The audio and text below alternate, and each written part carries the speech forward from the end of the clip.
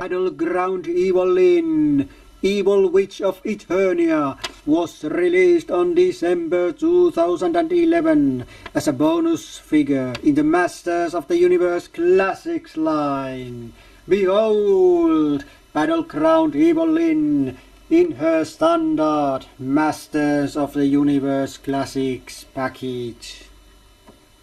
Yeah, so this is Battleground Evil-Lyn, and what is Battleground Evil-Lyn and why this thing even exists? Well, there are lots of fans that have wanted some kind of 2000 and X kind of variant of Evil-Lyn, and then there have been a group of fans who have wanted Filmation kind of repaint or version of Evil-Lyn. So, what does Mattel do? Well, Mattel did this.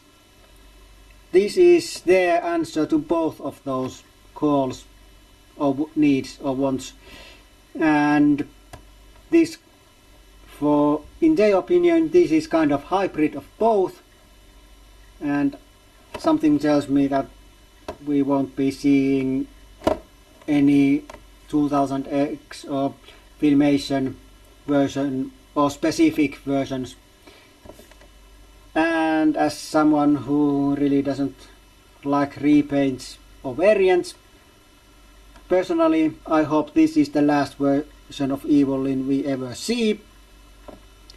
Well, actually it depends, but if we do, I hope it's not as straight repaint as this. Yeah. But how I think of if there's ever another version of Evil-Lyn, that remains to be seen. Okay. And well, this version technically has never appeared in any media before, though I think this version of Evil-Lyn will appear in one of the upcoming mini comics. Just my personal prediction, but something just tells me that this might be part of that. At least I think in the third issue there's supposed to be some kind of very huge modern day Eternia battle, so who knows, maybe Battleground Evil-Lyn is part of that. Yeah, but let's take a closer look of this package, and it's a standard package like I said, but still let's take a better look of Evil-Lyn inside the package. And that's how she looks inside the package. And here on the card back we see Skeletor's minions and evil warriors. Kind of logical choices, though even more logical would have been if Scarecrow would have replaced with Triclops. Then there would be only core minions of Skeletor's forces. Scarecrow, well, not bad choice, but Triclops would have been better. But that's just my logic. Who knows what Mattel's logic is, if they even have one. Okay, and here's the main thing of any card pack: figure bio.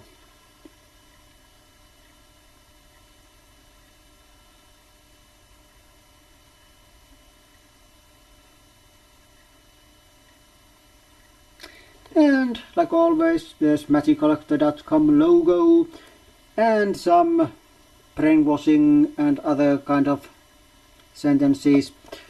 You should be knowing all about those by now, if you have watched my reviews before. So let's turn this back around and let's go to opened figure portion of this review. Okay, and here she is, Battleground Evil-Lyn, out of her package. And like always, let's start this review from the joints. So there's a wrist. Then there's actually a new point of articulation. These wrist guards are articulated and they rotate, but they are a little bit, well, stiff, so I'm not going to rotate them, but they do move. Then there's, well, elbow, bicep, shoulder, head, down, not really up, mostly because of this dress thing. This color here hinders movement. Also the helmet hinders also. Then no, well, up crunch like with all women, but there is wrist twist, and legs go like this and like this. Evil-Lyn is very athletic, and then legs go 90 degrees like this. Well, they actually turn a little bit more, but then it goes kind of awkward. Then there's knee, boot, ankle, stiff ankles, up down and side to side. And that's pretty much it about the, well, articulation. And then let's go to details. Well, for that, let's take the standard Evil-Lyn here and let's see. Boots, the same, well, apart colors, they are the same. Legs, apart the colors, the same. Torso, apart the colors, the same.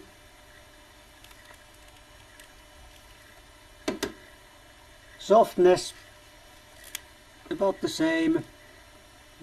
Well, actually this is a hint softer. This is soft, but this is a little bit softer. Then right arm, same. Well, actually not. Well, the upper part is the same, but then this forearm piece is different, because here this wrist guard is sculpted on and here it's different, separate moving piece. Then on this side, well, of course hand is same on the right side. Then on the left side, this upper arm, they are the same, but then it's different. because like on the right side, also here, this piece is different, and it seems that this piece here is a little bit narrower than this part here, but of course they are not the same because this is different. And then this hand is different, it's Catra's hand. Yeah. And the head, well, it's the same, colors are different, but sculpt is same. So let's put this one there, and let's continue with Battleground Evil-Lyn. And let's give her some accessories. First, here's a cape. It's purple with some dark coloring, and then there's this little thing here. It's not the softest cape there is, but not the hardest. And you can put it just like this, no need to take the head off.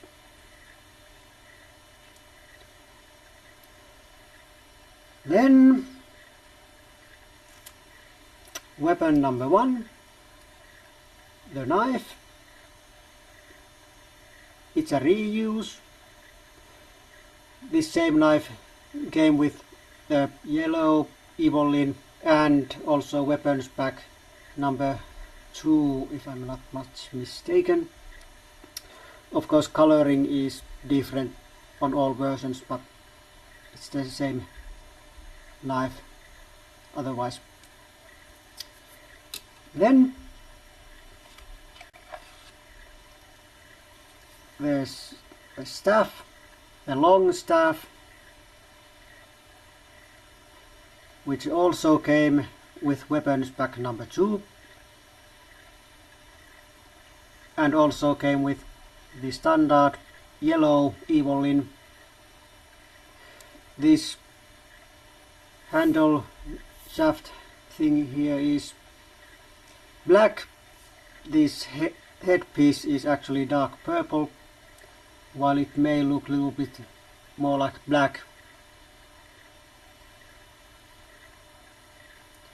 The paint job is not the best there is. It could be worse. And then a little bit more reuse. Another staff head. This time it's glow in dark. Yes, even though there's no way I can show you in this lighting that it glows, but it does. Of course this coloring should give you some idea, because if something is colored or made this colored of looking plastic, it usually is glow in dark. And why it's glow in dark?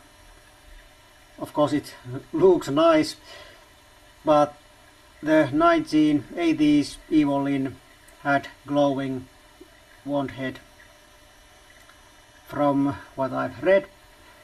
Yes, I had the 1980s yellow Evil-Lyn, but I never looked my toys in dark, so I never knew it glows. So that was all new information for me when I read it online. But it's nice nod to the 1980s, and it would look good if I'd use this piece on this wand. This is on my spare accessories box, because on day like this looks kind of bland, and this looks much better. Okay, and then the final extra thing is a second head, which resembles Evil-Lyn from 2000, early 2000 animated series. The 1980s Filmation animated series had also Evil-Lyn with white hair, but this face looks much closer to 2000 series. Also hairstyle is much closer to that. Nice looking, and this is the head I'm using on my Battleground Evil-Lyn. Why? Mostly because I also have this on my shelf, and this would look too much the same, so these are not looking exactly the same, so it's a little bit variation.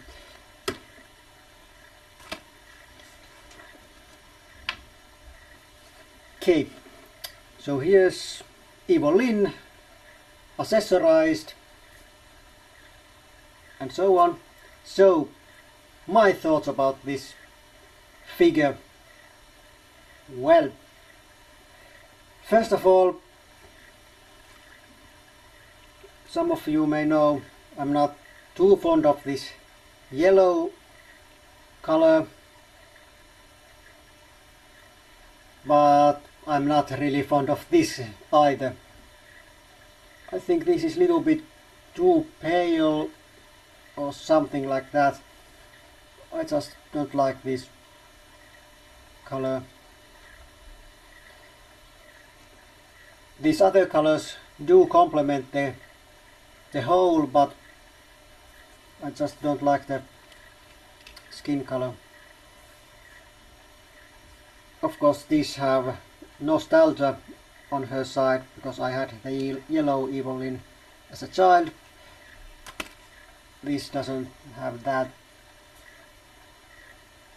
But this isn't completely horrible.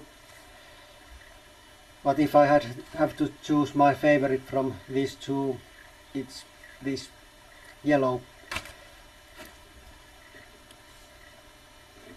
Apart from skin color, there are some paint things, some more, some less annoying. Mostly not that annoying. Joints are not that loose. Well, elbows are a little bit loose, but they tend to be on all female figures I have kind of loose, so that's more of a problem with the female figures than any single figure. These rotating wrist guards, while personally I think they're kind of not needed, I don't mind their being there. Of course, this reuse of Tila body again, the fourth time, it's kind of, well, it would be nice to get something else.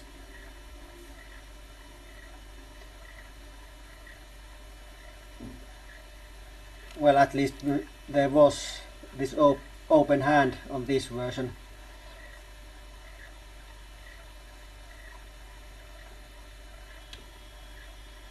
Yeah. But well, there's not much to say. I recommend this figure to everyone. If you're a fan of Masters of the Universe classics or female figures from any line, or liked 1980s or 2000X cartoons, Masters of the Universe cartoons. I'll recommend this figure. Well, and if you like what you have seen here, of course it's a good purchase if you get with reasonable price, because there is such thing as paying too much. What that sum of money is, it's of course personal thing. Some may want to pay more and some less. And this figure is sold out from magiccollector.com, so it's the resellers who must go, especially since this figure falls under no reissue in foreseeable future. And I mean no real reissue, no second run of figure, no extra making more thing. Of course there is some excess stock that are sold at probably various times throughout the year or years, but those are not that much. Okay, but that's it. We'll see each other next time, but until then, it's goodbye for now.